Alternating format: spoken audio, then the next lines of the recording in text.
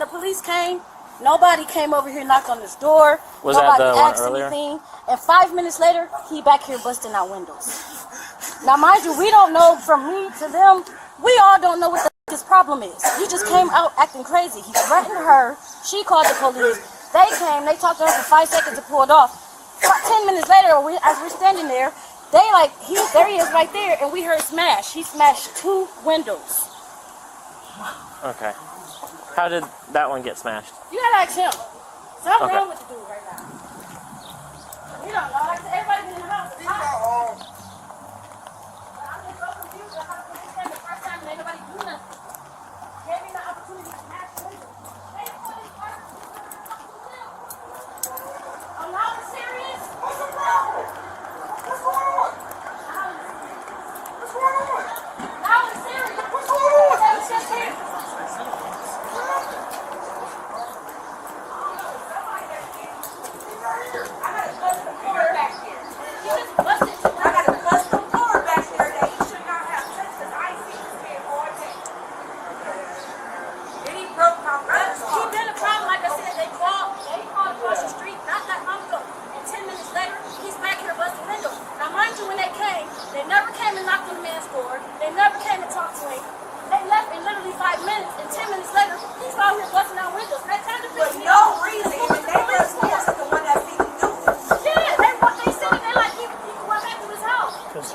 Nothing illegal, because he did nothing illegal when we were out here. What was it that happened?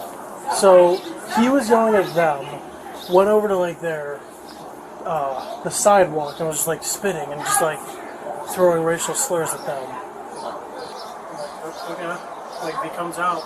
Oh, there was a car here, like a sedan. You said he's not here? Oh. 2 minutes, sir. All right, 1 minute.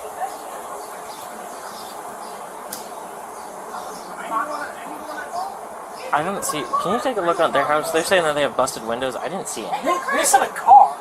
Oh, I thought it was house. What car was he busting out? I didn't see him Thursday. Oh, this SUV? Whose car is that? Both of the people that's on this porch. Okay. Oh, and that one.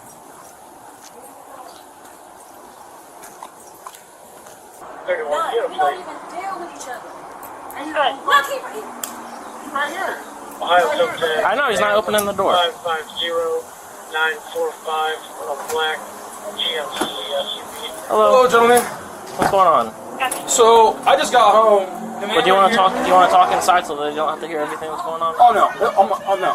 Okay. So what's going on? So I just got home. The guy on the left has a 9mm. He had rubber gloves on, had a silencer on it. You can see the bullet hole through there. I don't know what's going on. This also. Okay, can you show me inside? Because if there's a bullet hole, then I need to see that. I don't. Oh yeah, everybody's pressing charges. Yeah, I'm pressing charges too. Oh what? Read a book, you. Read a book. Why are you pulling guns out? Why are you violence? Can you show me where this bullet hole is? I don't think I want you in my house. I don't trust local police officers. Then you can't say that your house got shot if I only have that. What's going on? There's a hole in the window. It's not a bullet hole. Let me double check before you. I have to see the actual end hole. You have no permission to enter my house. Okay. All right. Well. Whose zero emission car is that? That's yours? Okay. In the house, marked cars. The GMC? Yes. That's Okay. right. But then this, I think it's a Nissan? This Nissan's hers or? That's hers. Okay. Me and my husband wasn't even here. Okay. The woman right So there. what happened today? With the sports bra. What happened today? I just got home in my house and my window busted out. I came outside to see what was going on, and they pulled a pistol on me in my driveway. This is private property. All of this, these cars. There was 3 cars there. They're not supposed to be on my property. What broke your window? So that's what it is. Can I look or no? I don't think there's a bullet hole. I don't Okay, know. but what broke your window? Because if it came from outside, it'd be inside your house. I don't know. So can I look? You can enter the foyer, no other room. Okay. Sorry. I'm going to put a restraining order on everyone in that household as well. I don't feel safe. So, and I'm not doing protective custody or anything like that because, no. There's a rock right there. Good. Okay, so Towards the 832, please. A little bit assuming that 5 minutes. That's all the police gave it the first time they showed up. 5 minutes of listening to a family describe what happened to them. 5 minutes of looking around, and then, according to everyone standing there, they got back in the car and left. Without knocking on a single door. Without saying a word to the man who had spent the last hour throwing racial slurs at 2 different families on the same street. Why?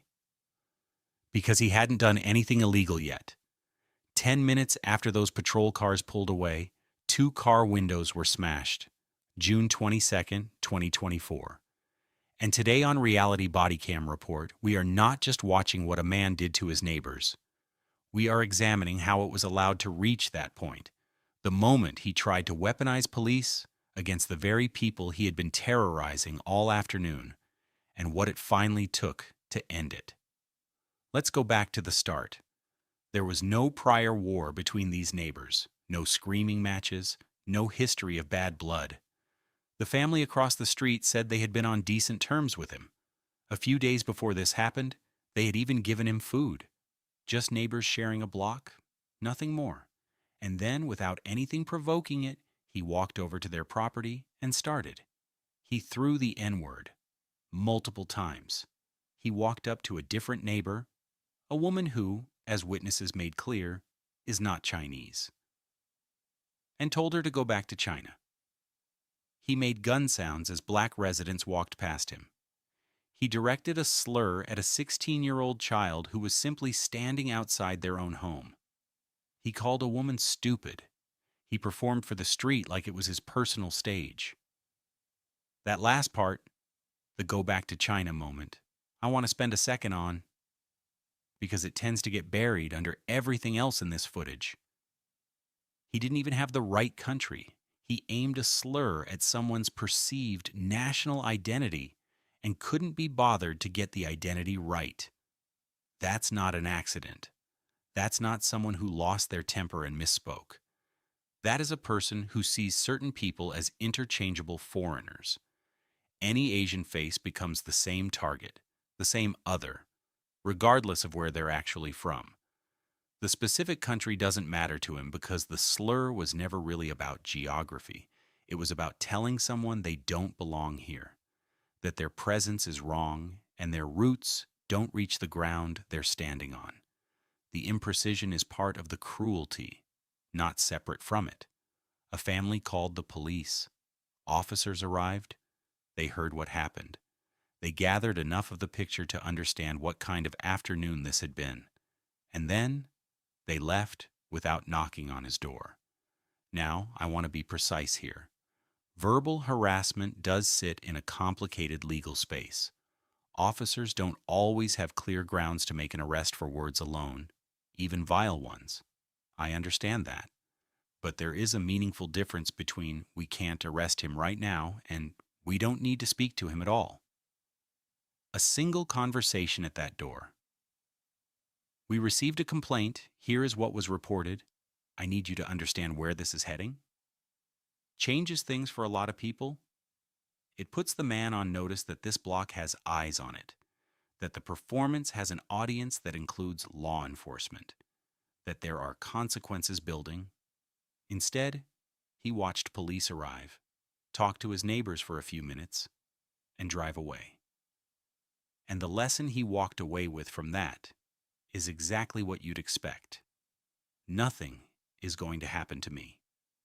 10 minutes later, witnesses saw him come out of the back door, heard 2 loud impacts, and watched him retreat back inside. 2 vehicles sat with smashed windows. One of those vehicles was not even parked on his property. The family was not even home when it happened. They had stayed at their kid's place the night before, came back to find the glass. And crucially, they had something that changed the entire evidentiary picture. An uninvolved neighbor who had watched the whole thing unfold from across the street.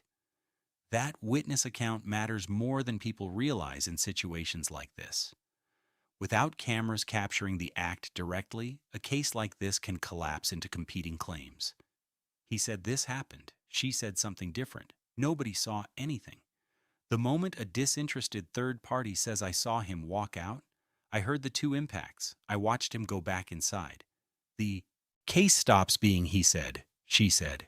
It becomes documented testimony from someone with nothing to gain from the story going either way. That is exactly the kind of corroboration that holds up when it eventually gets in front of a prosecutor. But we have not yet gotten to the most serious part of this video. When officers came back and went to his door, the very first thing out of his mouth, before he answered a single question about broken windows, was this. The man across the street has a 9mm. He had rubber gloves on. He had a silencer. There's a bullet hole in my window. Stop right there. He watched police pull up. He knew why they were there. And before anything else, he pointed at his black neighbor and told responding officers that the man was standing across the street with a modified silenced firearm and had already used it. This is not a small thing. This is not just a lie told to deflect blame. That specific combination, a black man, a firearm, and a 911 adjacent report with tactical details attached, has a documented history in this country of producing outcomes that cannot be undone. Officers who arrive with elevated threat levels based on reports like this process their encounters differently. Hands that might otherwise be open become a reason for an approach that goes sideways in seconds. We have watched that movie enough times that calling it a coincidence is no longer an option. The officer went inside to check. He came back out. No bullet hole. A rock sitting inside the window. Which, as the officer explained plainly, means it came from outside going in, not from a gun fired across the street, from someone who threw something through the glass. The lie collapsed on contact with basic physical reality, but the lie had already been told. It had already been heard by officers with guns at their sides. In a different scenario, on a different day, with a different level of response.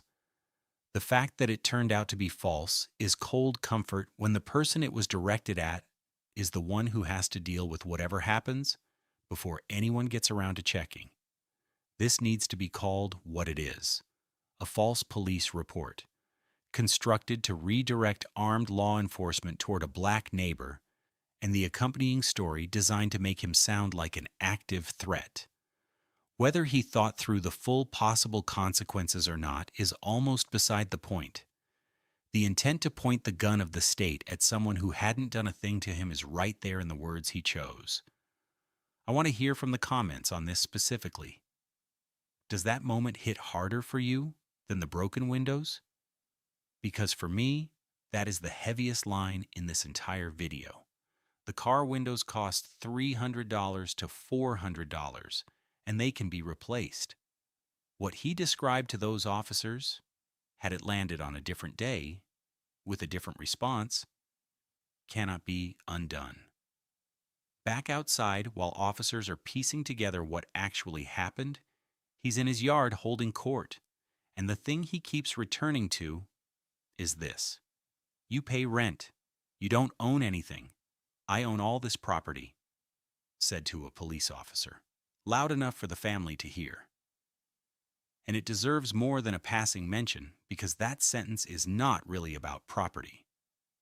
What he's actually saying is, I have standing here and they don't. My name is on a deed, and that difference in paperwork decides who gets to feel settled on this street. Their presence is conditional. The condition is my acceptance. And I have decided today that I don't accept it. That logic is old. It predates this man by generations. The specific performance changes. Sometimes it's slurs. Sometimes it's calling the police. Sometimes it's telling people they've got the wrong neighborhood. But the foundation underneath it is always the same idea. That certain people's sense of home is a privilege granted by the people around them, not a right they carry into any room they walk into, that you can revoke it by simply refusing to recognize it. He invoked that logic in front of officers responding to a call about his own behavior, while broken glass sat across the street from a car that was not even on his property. The gap between what he believed about himself and what the situation actually was. That gap is the whole story. The arrest happened inside his house. Officers went in, and the man who had spent the afternoon performing dominance for the whole neighborhood disappeared on contact. Gone was the voice that was lecturing people about property rights and telling black residents not to be the losers of history. What replaced it was panic. Why are you in my house? I didn't do anything. I can't move. He refused to give his arms. He physically fought against being handcuffed. He demanded to know why he was under arrest, while actively making the arrest more difficult every second. This moment gets watched for the satisfaction of it, and I understand that. But there is something analytically important here too. The speed at which the performance dissolved tells you what it was built on. Not actual conviction, not genuine belief that he was in the right. A calculation, conscious or not, that none of this was going to have real consequences. That he could do all of it and walk back inside, and the day would just continue. When the consequences showed up in his hallway with handcuffs, the calculation broke instantly. In Ohio, criminal damaging under ORC 2909.06 is a second-degree misdemeanor as a baseline. Up to 90 days in jail and $750 in fines per count. He was charged with 2 counts. If the court finds that his actions created a risk of physical harm to anyone present, each charge elevates to a first-degree misdemeanor, which carries up to 180 days. The resisting arrest and obstruction of official business charges sit on top of all of that. In terms of maximum aggregate exposure across all charges, we are talking about a number that can run past a year of potential jail time before a judge has looked at a single fine or restitution order. Will he serve all of that? For a first-time offender with no prior record, probably not. Ohio courts do offer pretrial diversion for people in that situation. Community service, mandatory programming, behavioral requirements in exchange for reduced or dismissed charges. That path is likely available to him. But here is what diversion does not touch: the arrest record, the charge history, the court appearance, the documentation of what happened on June 22, 2024, sitting in a public record under his name. That does not get wiped in a diversion program. It travels with him into every background check, every housing application, every situation where the question gets asked and he has to answer it. And none of the formal charges include the racial harassment that started all of this. None of them include the false armed report. The charges that were filed picked up what could be most cleanly proven: the windows, the resistance, and left everything else to the side. That is not unusual. That is how the criminal system processes most of these situations. It takes what it can hold on to and lets the rest fall. We're here to hold the rest. Because the family in this footage did everything that people in their situation are told to do. They stayed composed. They gave specific, verifiable, consistent accounts to every officer who approached them. Their neighbor, someone with no stake in the outcome, gave corroborating testimony that lined up exactly with what they said. They called police when they needed help and worked with them throughout. They did not escalate, did not retaliate, did not give anyone a reason to flip this story around on them. And they still lived through a first police visit where nothing was done. A 10-minute gap where they stood on their own street not knowing what was coming. Broken glass on a car that was not even on the right property. A false report directed at someone in their household that could have gone somewhere much worse than it did. Hours of standing outside, answering questions, waiting for a system that moves at its own pace, whether you're ready or not. That is what accountability looks like from the inside. Slower than it should be. More expensive than it should be. And still incomplete by the time the cuffs are on. He came outside that afternoon believing he set the terms on that block. He had property. He had his voice. He had years of operating in a world that had not pushed back hard enough or fast enough to teach him otherwise. By the end of June 22nd, he had 2 criminal charges, a resisting count, a court date, and a very clear answer to a question he probably never thought to ask himself. What happens when the people you've decided don't belong here decide to stay and document everything, and the law eventually shows up on their side? This is what happens. If this video made you think about a time you called for help and watched the system take its time deciding whether you were worth the full response, leave it in the comments. Those conversations matter here. And if you're watching this for the first time, hit subscribe. This channel is going to keep showing you exactly what this country looks like when the cameras are rolling.